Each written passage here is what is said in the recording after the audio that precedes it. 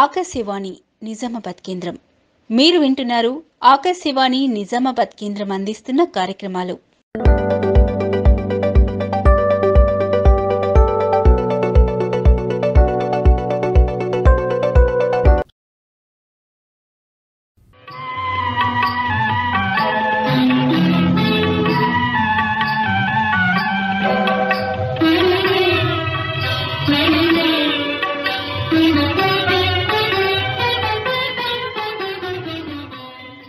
శ్రోతలకు నమస్కారం.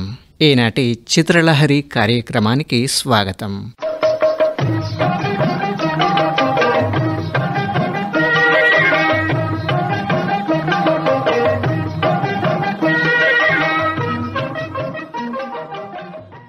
భార్యాభర్తలది చాలా సున్నితమైన అనుబంధం.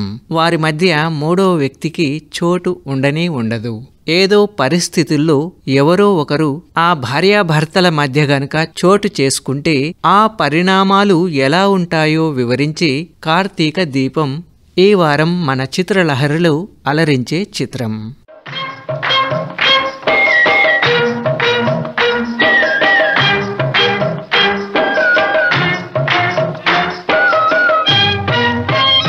కార్తీక దీపం చిత్రంలో తారాగణం శ్రీధరరావు రాజా తండ్రి కొడుకులుగా ద్విపాత్రాభినయం చేశాడు శోభన్ బాబు.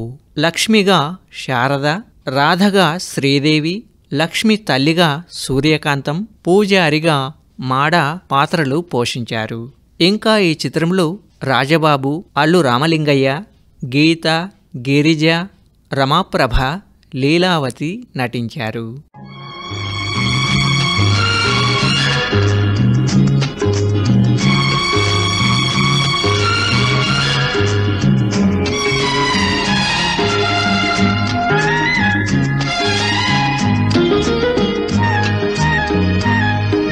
చిలకమ్మ పలికింది చిగురాకు కులికింది, చిలకమ్మ పలికింది చిగురాకు కులికింది, చిరునవ్వు చిలికించవే నీలేత సింగారములికించవే,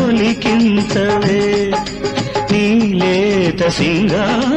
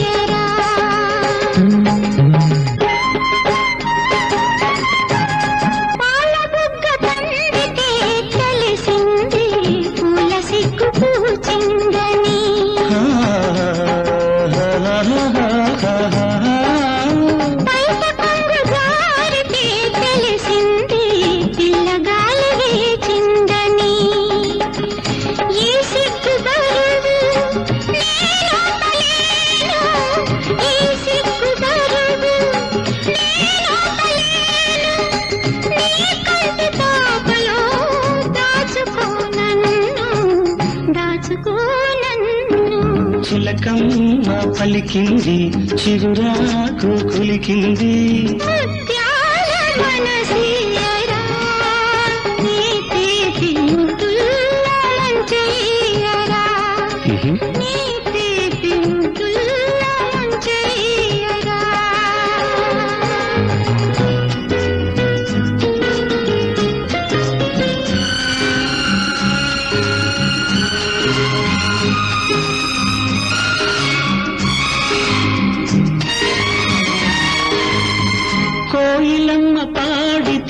తెలిసింది కొత్త ఋతువు వచ్చిందని,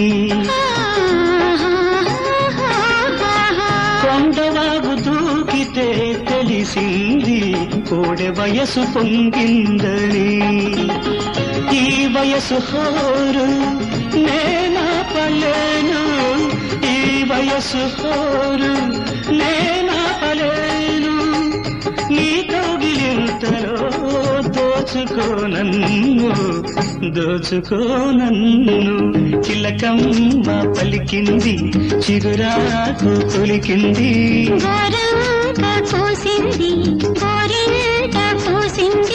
చిరునవ్వు చిలికించవే నీలేత సింగారములికించవే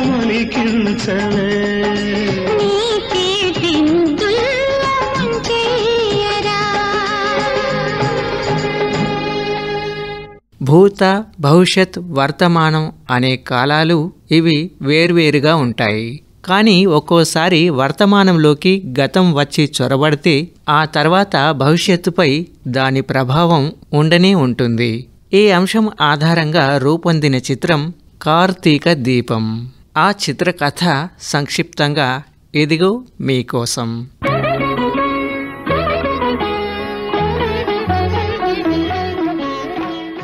పూజ చేసుకుంటున్న అమ్మ లక్ష్మిని తన విలాసాలకు డబ్బు అడుగుతాడు రాజా.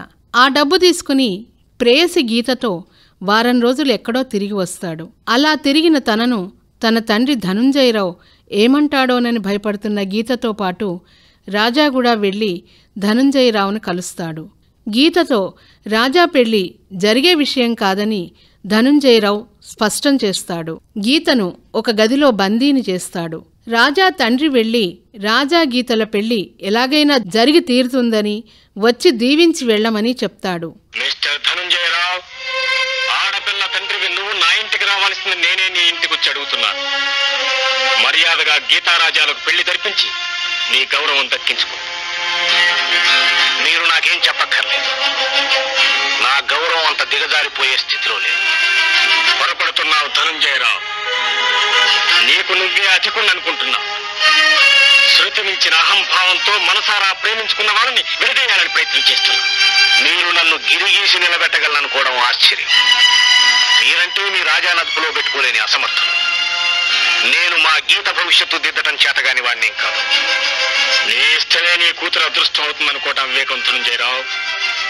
ఆడంబరాలతో ఆడపిల్ల సౌఖ్యాన్ని తీర్చిదిద్దలేవు. నువ్వు నిజంగా గీత శ్రేయస్సు కోరేవాడివైతే మా అబ్బాయితో పెళ్లి జరిపించు. పెద్దరికాన్ని పైన వేసుకుని నన్ను ఆజ్ఞాపించే అధికారం మీకు లేదు. మీ అధికారానికి తల వంచవలసిన అవసరం నాకు లేదు. ధనుంజయరావు, అర్థం లేని పట్టుదలను పెంచుకుని కన్న కూతురు మనసు అర్థం చేసుకోలేకపోతున్నావు.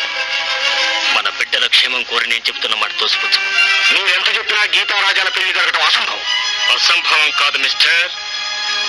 ఎన్ని అవాంతరాలు వచ్చినా ఆ ప్రేమికుల్ని విడదీయగలగటం ఎవరికీ సాధ్యం కాదు. 5 నిమిషాలు టైం ఇస్తున్నాను, ఆలోచించు. రాజా వచ్చి గీతను విడిపించుకుని పెళ్లి పందిరికి తీసుకువస్తాడు.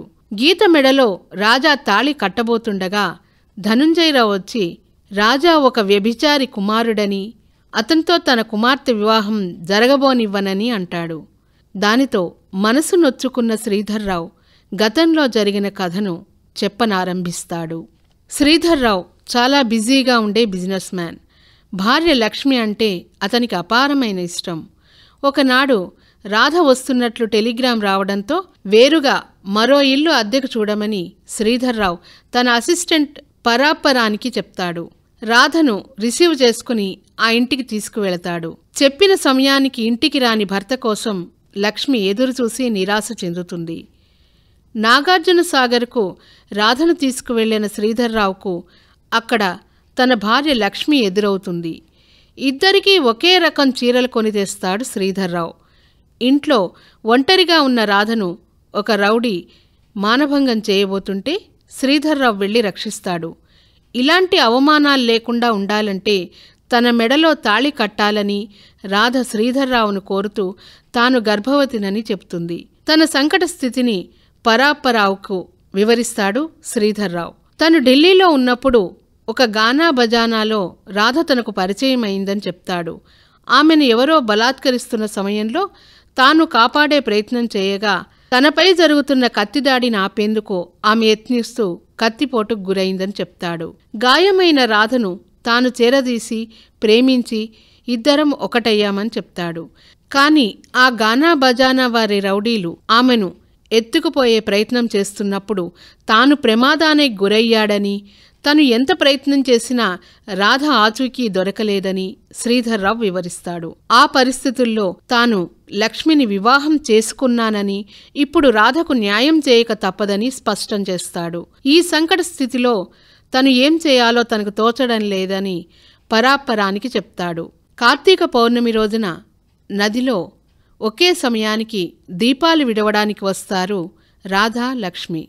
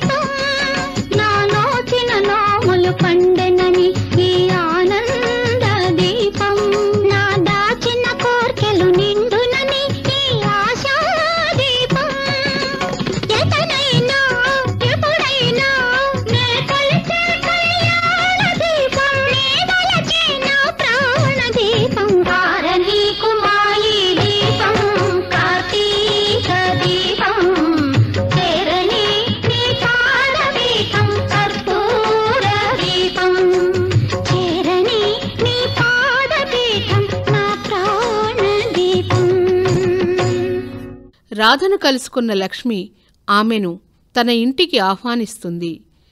చీర సారా ఇచ్చి ఆదరిస్తుంది. రాధ మెడలో మాంగల్యం ఏమైందని లక్ష్మి ప్రశ్నిస్తుంది. అదే సమయంలో అక్కడికి వచ్చిన శ్రీధర్రావుని చూసి అతనే లక్ష్మికి కూడా భర్త అని గ్రహించి రాధ నివ్వెరపోతుంది. ఇదేమిటమ్మా, మంగళసూత్రాలు పెరిగిపోయినట్టున్నాయి, చూసుకోలేదా? అది కాదండి, అది కాదు. ఏదైనా ఇంత పుణ్యవ్రతం నాడు బోసు మెడతో ఉండకూడదమ్మా. పసుపు కొమ్ము పచ్చదారం తెచ్చిస్తాను, కట్టుకో. వద్దండి, ఇంతవరకు నాకు ఆ భాగ్యమే కలిసి రాలేదు. అంటే మనసులు కలిసి వారు చేసుకుంటానని మాట ఇచ్చిన ఏవో అవాంతరాల వల్ల పెళ్లి కాకుండానే రోజులు తొలిపోతున్నాయి. ఏమిటమ్మా నీ అమాయకత్వం? ఎంత మాట ఇస్తే మాత్రం మాంగళ్యాన్ని ముడి వేయించుకుంటేనే కానీ ఆడదానికి మనుగడ లేదని కూడా తెలీదా? పైగా ఒట్టి మనుషులు కూడా కాదు. ఇంకొక నిమిషం కూడా ఆలస్యం చేయొద్దు. ఆ మూడో ప్రాణం భూమి మీద పడకముందే మూడు వేయించుకో. సంకోచించకమ్మా. పోనీ అతనెవరో చెప్తే మా వారితో చెప్పి వెంటనే మీ పెళ్లి జరిపించి ఏర్పాటు చేయిస్తాను. అరుగు మా వారు సమయానికి వచ్చారు.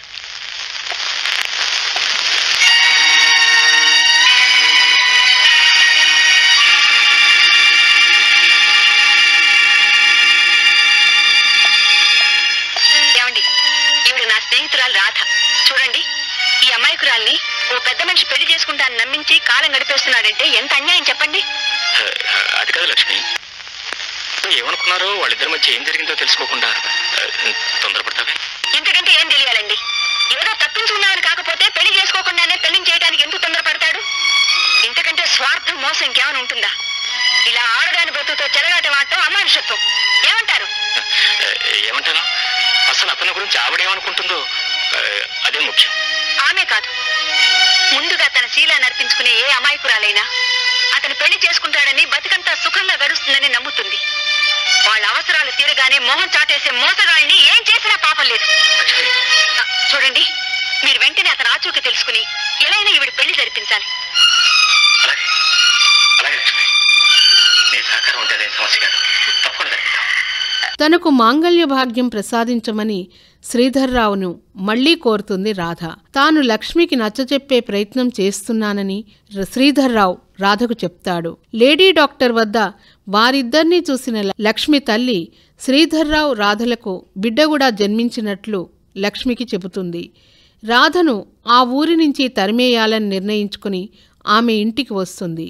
తను ఎన్నడూ తెలిసి తప్పు చేయలేదని, లక్ష్మి స్థానం అసలు కోరలేదని రాధ చెబుతుంది.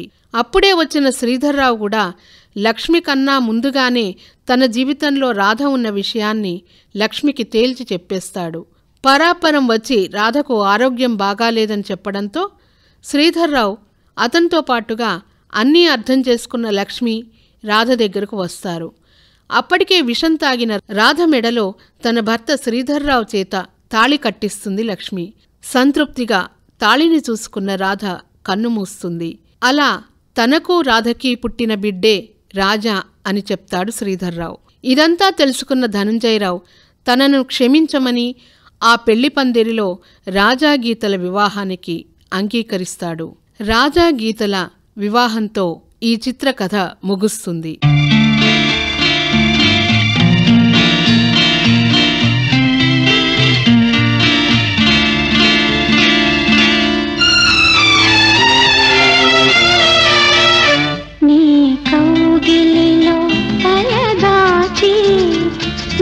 చేతులలో కనుమూసి జన్మ జన్మకు జతగా మసలే వరమే నన్ను పొందని నీ కౌగిలిలో తలదాచి నీ చేతులలో కనుమూసి జన్మ జన్మకు జతగా మసలే వరమే నీ కౌగిలిలో తలదాచి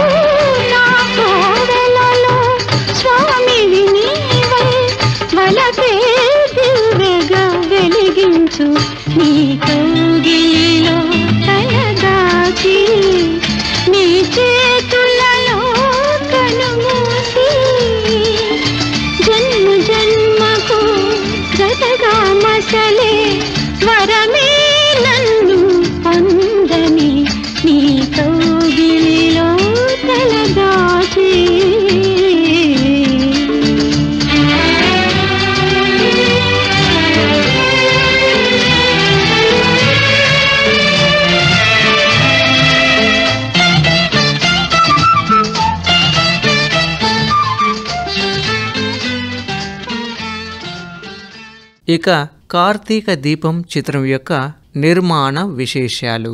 ప్రతిభావంతమైన దర్శకుడిగా ఆయన తెలుగు ప్రేక్షకులకు అందించిన చిత్రాలు దాదాపు 20కి పైగానే ఉంటాయి.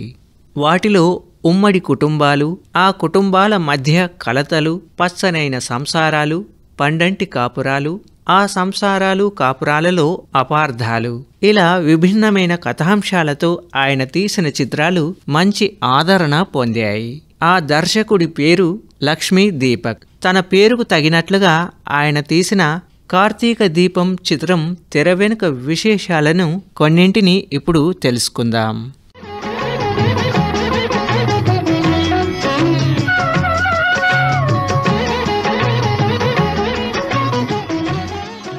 కార్తీక దీపం కవిత ఫిలిమ్స్ వారి చిత్రం. ఈ చిత్రాన్ని జి రాధాదేవి గుప్తా, ఏ కృష్ణయ్యలు నిర్మించారు. వాస్తవానికి ఆ ఏడాది వేటగాడు చిత్రం తర్వాత చక్కని హిట్ చిత్రంగా నిలిచి కార్తీక దీపం నిర్మాతలపై కనక వర్షం కురిపించింది. ఈ చిత్రం శతదినోత్సవం వేడుకలు విజయవాడలోని కళ్యాణ చక్రవర్తి థియేటర్లో ఎన్టీ రామారావు అధ్యక్షతన జరిగాయి. కళ్యాణ చక్రవర్తి థియేటర్ ఎన్టీ రామారావు కుటుంబీకులకు సంబంధించినది కావడంతో మా సొంత థియేటర్లో నా సినిమాలే ఆడలేదు, అలాంటిది బ్రదర్ శోభంది ఆడడంతో మాకే గర్వంగా ఉంది అని ఎన్టీఆర్ తన ప్రసంగంలో పేర్కొనడం విశేషం. కార్తీక దీపం చిత్రానికి లక్ష్మీ దీపక్ దర్శకత్వం వహించాడు. ఈయన అసలు పేరు లక్ష్మీ నారాయణ.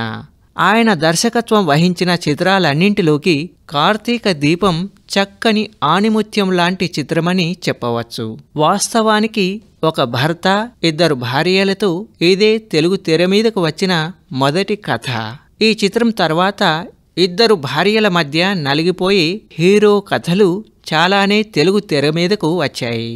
వాటిలో చాలా చిత్రాలలో హీరోగా శోభన్ బాబే నటించారు. అందరికీ నచ్చే విధంగా, మరీ ముఖ్యంగా మహిళలకు నచ్చే విధంగా ఈ చిత్రాన్ని రూపొందించడంలో లక్ష్మీ దీపక్ విజయం సాధించారు. కార్తీక దీపం చిత్రానికి కథను డాక్టర్ ఎం ప్రభాకర్ రెడ్డి సమకూర్చాడు. నటులుగానే కాకుండా మంచి రచయితగా కూడా ఆయన సుప్రసిద్ధులు. కార్తీక దీపం చిత్రంలో మాటలను మద్దిపట్ల సూరి రాశాడు. ఈ చిత్రంలో సూరి రాసిన అనేక మాటలు ప్రేక్షకుల మన్ననలు అందుకున్నాయి. హలో, ఓ నువ్వు రాధా? నేనే మాట్లాడుతున్నా. ఏంటి సంగతి?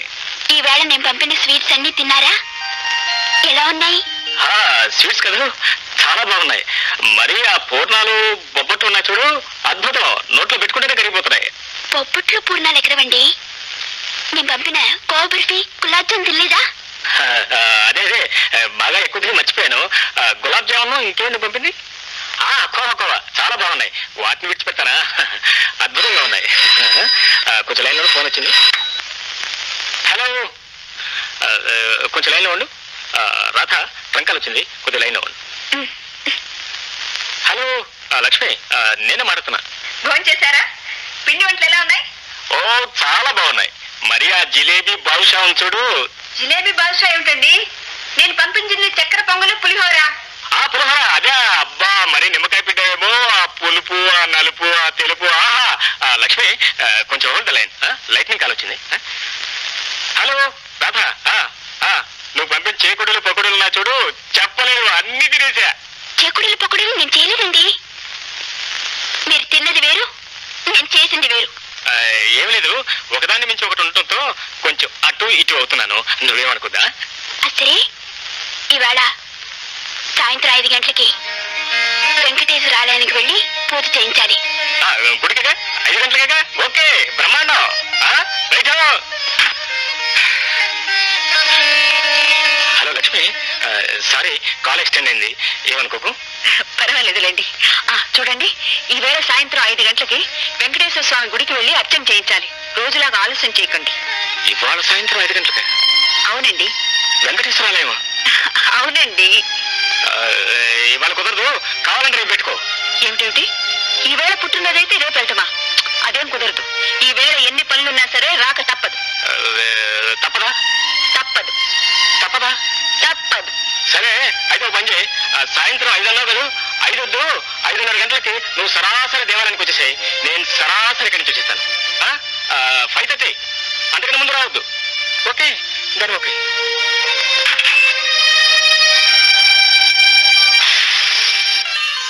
ఇక కార్తీక దీపం చిత్రానికి పాటలను దేవులపల్లి కృష్ణశాస్త్రి, డాక్టర్ సి నారాయణరెడ్డి, ఎం గోపి, నరాల రామరెడ్డిలు రాశారు. ఈ గీతాలకు సత్యం సంగీతాన్ని సమకూర్చారు. అద్భుతమైన సంగీతంతో సత్యం ఈ చిత్ర విజయానికి దోహదపడ్డారు. ఈ పాటలను P Susheela, S Janaki, SP Balasubrahmanyam పాడారు. ఈ చిత్రంలోని అన్ని పాటలలోకెల్లా మకుటాయమైన పాట ఆరనీకుమా ఏ దీపం కార్తీక దీపం అనేది. చిత్రంలో చాలా ప్రాముఖ్యత ఉన్న పాట కూడా ఇదే. దేవులపల్లి వారు ఈ పాటను సాంప్రదాయ పరంగాను సినిమా పరంగాను కూడా అద్భుతంగా రాశారు.